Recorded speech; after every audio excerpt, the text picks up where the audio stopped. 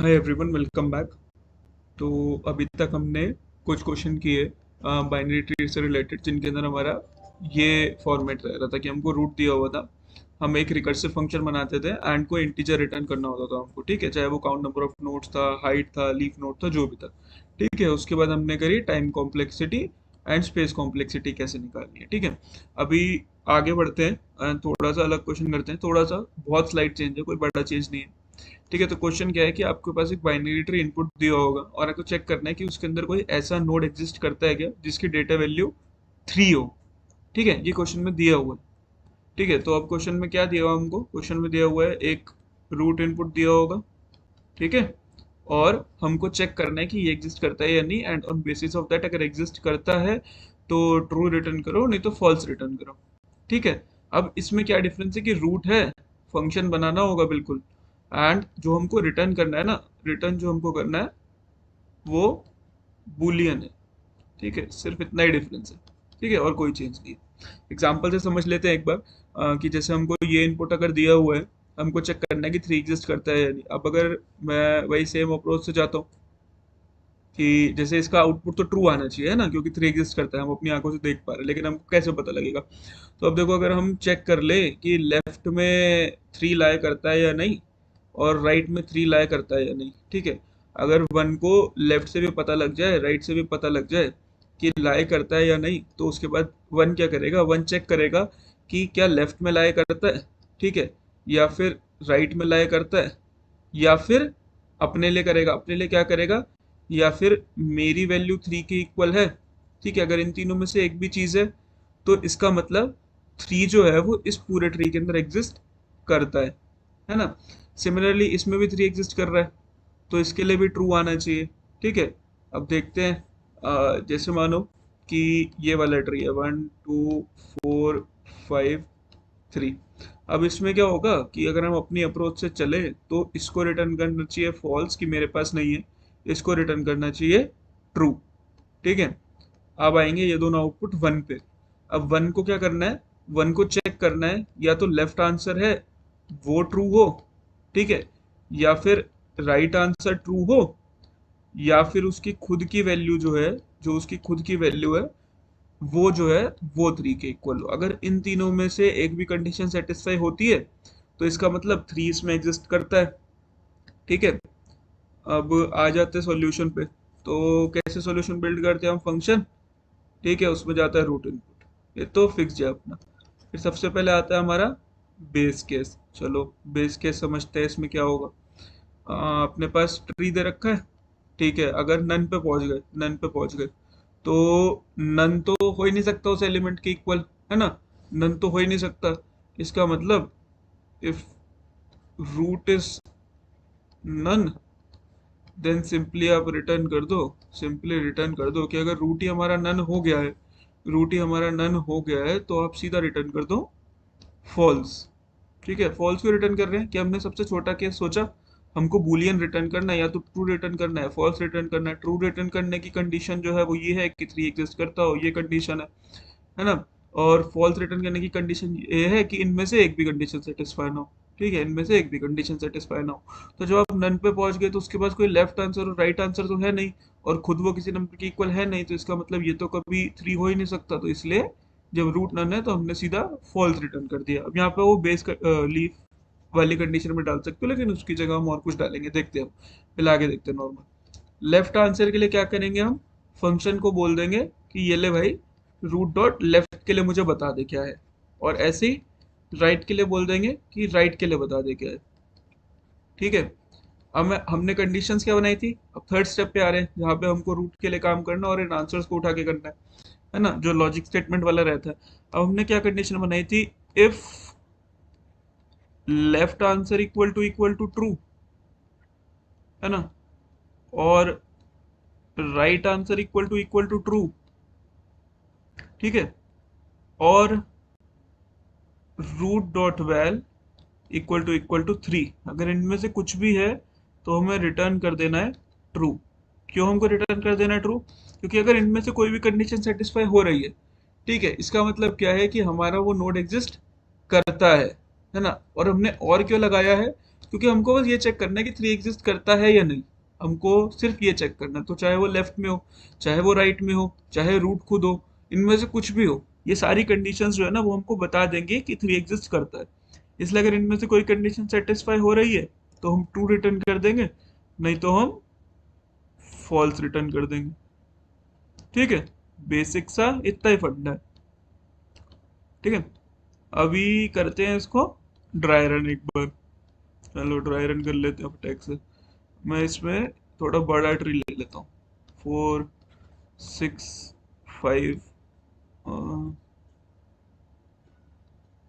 यहाँ ले लेते हैं 3, फिर इजी कर लेते हैं, यहाँ ले लेते हैं 3। ठीक है, और यहाँ ले लेते हैं 4, यहाँ ले लेते हैं 4। ठीक है, ये ट्री ले लेते हैं। अब ये कैसे ड्राई रन होगा इस कोड के हिसाब से, सबसे पहले फंक्शन ऑफ 7 कॉल होगा, वो कॉल करेगा फंक्शन ऑफ 3 को। ठीक है, अब फंक्शन ऑफ 3 देखेगा मैं नन नहीं हूँ, वो कॉल करेगा आगे फंक्शन ऑफ 5 को। अब 5 देखेगा मैं भी नन नहीं हूँ, तो 5 लेफ्ट राइट दोनों में कॉल करेगा, एंड उसको दोनों जगह से मिलेगा फॉल्स एंड फॉल्स। उसको दोनों जगह से मिलेगा फॉल्स एंड फॉल्स, लेफ्ट से भी फॉल्स, राइट से भी फॉल्स। फिर ये चेक करेगा कि अब ये है फॉल्स और फॉल्स, और ये 3 के इक्वल है क्या, 5 3 के इक्वल नहीं है, तो यहाँ भी फॉल्स। तो अल्टीमेटली क्या रिटर्न हो जाएगा, फॉल्स। अब 3 अपने राइट में कॉल करेगा, अब 3 अपने राइट में कॉल करेगा। जब 3 अपने राइट में कॉल करेगा तो कॉल जाएगी फंक्शन ऑफ 4 पे, सेम चीज होगी, और 4 भी क्या दे देगा इसको, फॉल्स।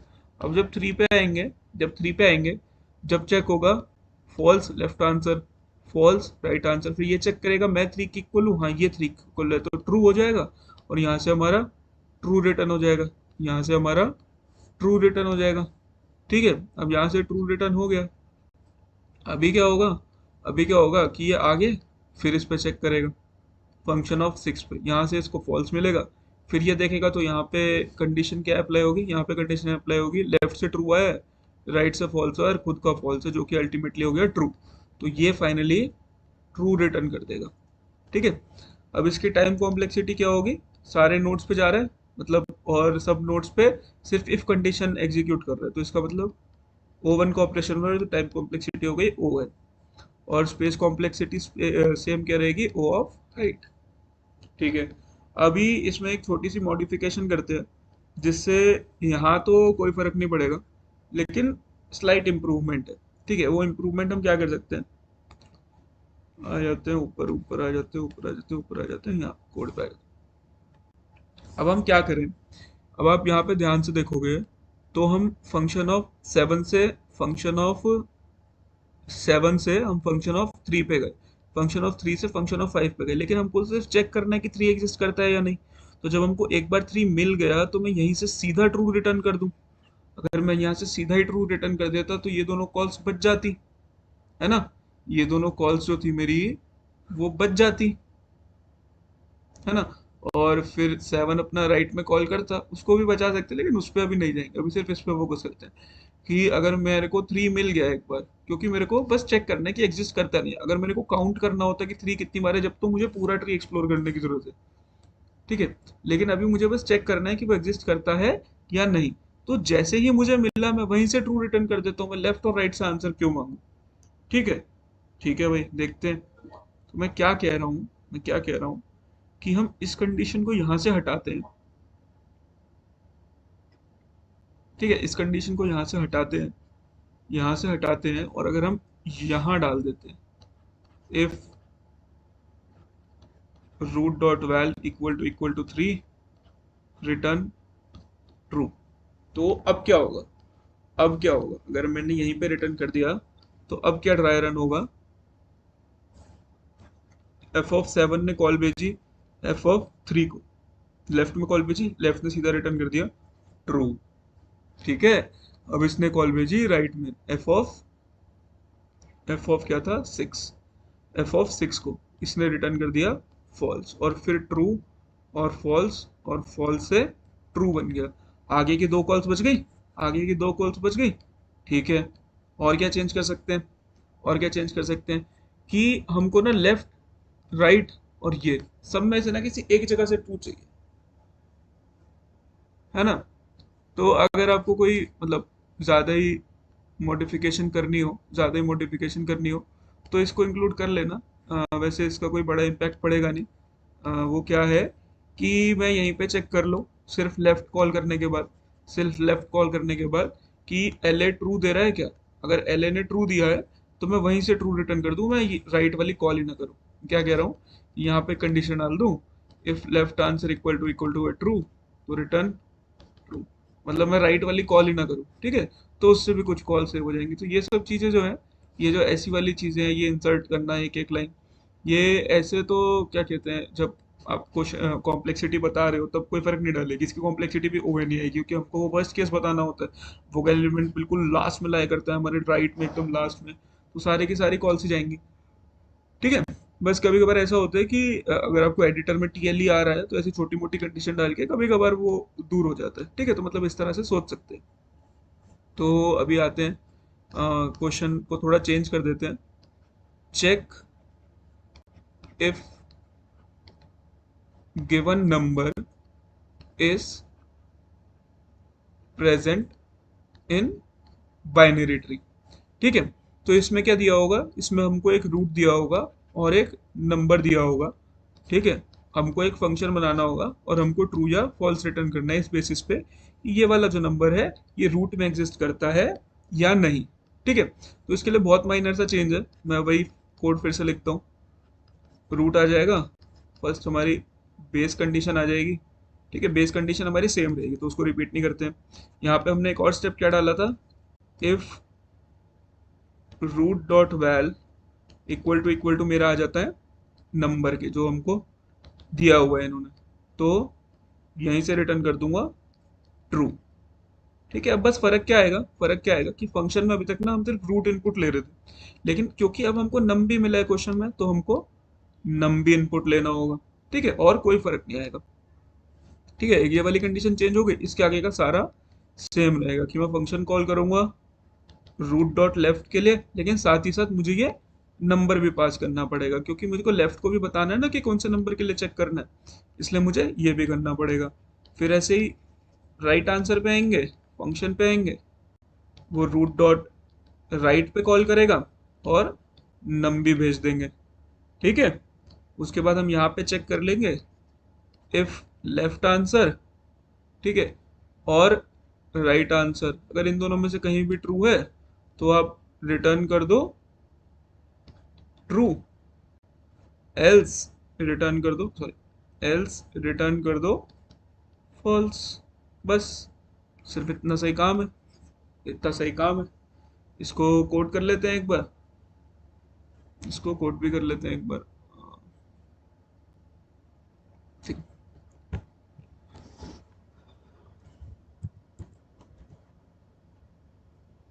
इसको रन कर लेते हैं टेबल, इसको ट्री को जो अभी तक स्टार्ट से बना रहे थे वही वाला ट्री है ये, वही वाला ट्री है ये। कौन सा ट्री है ये, लो एक बार देख कर ही बना लेते हैं कि 1 के लेफ्ट में लगा रखा है 2, 1 के राइट में लगा रखा है 3, टू के लेफ्ट में लगा रखा है 4 और 2 के राइट में लगा रखा है 5। ये ट्री, ठीक है, ये ट्री है हमारे पास, ठीक।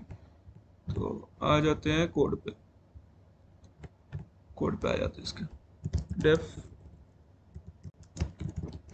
चेक एलिमेंट, ठीक है, चेक एलिमेंट करके बना लेते हैं। इसमें रूट इनपुट जाएगा और एक नंबर इनपुट जाएगा। सबसे पहले आएगी base condition, if root is none return false, ठीक है। इसके बाद आएगा if root dot val num equal to num return true. फिर लेफ्ट का आंसर मंगवा लेंगे check element root dot left comma num. Right का आंसर मंगवा लेंगे एकदम बढ़िया से, check element root dot right comma num. इसके बाद चेक करेंगे इफ लेफ्ट आंसर और राइट आंसर दोनों में से एक भी कंडीशन है तो रिटर्न ट्रू, और नहीं तो रिटर्न कर दो फॉल्स। इसको रन करके देख लेते हैं एक बार। इसको मैं इनपुट देता हूँ n1 एंड साथ में ढूंढने क्या देता हूँ 4। तो भी एरर दे रहा है। एरर क्या दे रहा है? False is not defined. ओ, यहाँ पे कैपिटल एफ आएगा। इसको रन करते हैं। आंसर आ गया ट्रू। हमारे ट्री में 4 एग्जिस्ट करता था। ठीक है, 4 एग्जिस्ट करता था। बना तो यहाँ पे देता हूँ इसको 8। अभी फॉल्स आ गया। ठीक है, तो हमारा ट्री क्या था? हमारा ट्री था 1 2 3 4 5। ये था हमारा ट्री। ड्राई रन कर लेते हैं फटाफट। फंक्शन है, फंक्शन को जाएगा 1 और साथ में नंबर किसके लिए चेक करें? हम चेक कर लेते हैं 5 के लिए। ठीक है, ये दे रखा है रूट, दे रखा है रूट, ये दे रखा है नंबर जो चेक करना है। ये कॉल करेगा, चेक करेगा रूट नन है नहीं है, ये चेक करेगा कि मैं नम के इक्वल हूँ 1 5 के इक्वल नहीं है। ठीक है, और फिर वो लेफ्ट में कॉल कर देगा, लेफ्ट में कॉल कर देगा फंक्शन ऑफ 2 एंड 5 को। ये चेक करेगा मैं नन हूँ नहीं हूँ, मैं नम के इक्वल हूँ नहीं हूँ, तो ये भी कॉल कर देगा लेफ्ट में। ठीक है, ये चेक करेगा मैं नन हूँ नहीं हूँ, मैं नम के इक्वल हूँ नहीं हूँ, ये भी कॉल कर देगा लेफ्ट में। इसने कॉल भेज दी नन कॉमा 5 पे। ये चेक करेगा इस पे आके, हाँ बेस कंडीशन हिट हो गई, तो यहाँ से फॉल्स रिटर्न हो जाएगा। और ऐसे यहाँ कॉल जाएगी, इसको यहाँ से भी फॉल्स रिटर्न हो जाएगा। अभी ये नन वाली कॉल्स को हटाने के लिए, नन वाली कॉल्स को हटाने के लिए हम क्या कर सकते हैं कि ये वाली कंडीशन जब चेक कर ली, इसके नीचे वो लीफ वाली कंडीशन डाल दो। ठीक है, या इसके नीचे वो लीफ वाली कंडीशन डाल देंगे तो ये नन वाली कॉल्स भी बच जाएंगी। अब इसको दोनों जगह से मिला फॉल्स फॉल्स। ठीक है, तो अब ये करेगा फॉल्स और फॉल्स, सॉरी यहाँ पे लिख लेते हैं सही से। अभी 4 क्या करेगा? 4 करेगा फॉल्स और फॉल्स, और कि मैं 5 इक्वल हो यानी, सॉरी ये तो अभी हो ही नहीं रहा, फॉल्स और फॉल्स, तो फिर ये कंडीशन सेटिस्फाई नहीं होगी, रिटर्न हो जाएगा यहाँ से फॉल्स। 2 पे आया, 2 का लेफ्ट प्रोसेस हो गया, 2 कॉल करेगा राइट में। राइट में क्या कॉल जाएगी? राइट में क्या कॉल जाएगी? 5,5। अभी बेस कंडीशन चेक होगी, उसके बाद ये वाली चेक होगी, यहाँ से आ जाएगा सॉरी यहाँ से आ जाएगा ट्रू, यहाँ से आ जाएगा ट्रू। ठीक है, जब यहाँ से ट्रू आ जाएगा, जब यहाँ से ट्रू आ जाएगा, यहाँ से फॉल्स आया हुआ है, तो अब 2 चेक करेगा कि लेफ्ट और राइट कहीं से क्या करेगा? 5 फॉल्स और ट्रू करेगा। ये इस वाली कंडीशन पे जाएगा ना, जब लेफ्ट राइट दोनों प्रोसेस हो गए। तो अभी फॉल्स और ट्रू में से अगर फॉल्स का ट्रू के साथ और करते हैं तो ट्रू आता है। ठीक है, दोनों में से एक ट्रू होना चाहिए था, तो ये रिटर्न कर देगा इसको ट्रू। जब इसको ट्रू रिटर्न कर दिया तो फिर ये अपने राइट में चेक करेगा 3,5, ये आगे नन वगैरह को कॉल होगी, जो भी होगा ये फाइनली यहाँ से फॉल्स देगा। फिर 5 क्या करेगा? 5 चेक करेगा ट्रू और फॉल्स, जो कि फाइनली हो जाएगा ट्रू, और यहाँ से हमको आउटपुट मिल जाएगा ट्रू।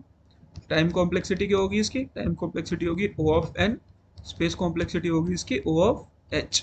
ठीक है, क्योंकि n टाइम्स कॉल हो रही है, n times max n times ही कॉल होंगी, और ये हमारा क्या कहते हैं जो ऑपरेशन है, ये हमारा O1 का ऑपरेशन है। अब n टाइम्स जब O1 वाला ऑपरेशन हो रहा है तो फिर O ऑफ n हो गया। और स्पेस कॉम्प्लेक्सिटी रिकर्शन स्टैक का होता है कि कितना स्टोर होगा एक बारी में, तो एक बारी में जब हम इस पर पहुंच जाते हैं लीफ पे, तो हमको रिस्पॉन्स मिलना शुरू हो जाता है, तो हाइट जितना स्टोर हो सकता है, तो इसलिए O ऑफ h। ठीक है, अभी अभी हमने क्या क्या कर लिया? अभी हमने ये क्वेश्चंस कर लिए, फंक्शन, रूट इनपुट और इंट आउटपुट या फिर बूलियन आउटपुट, और रूट के साथ अदर इनपुट।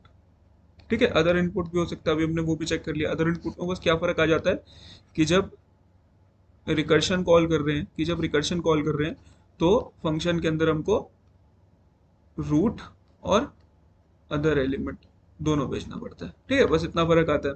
और रिटर्न क्या करना है?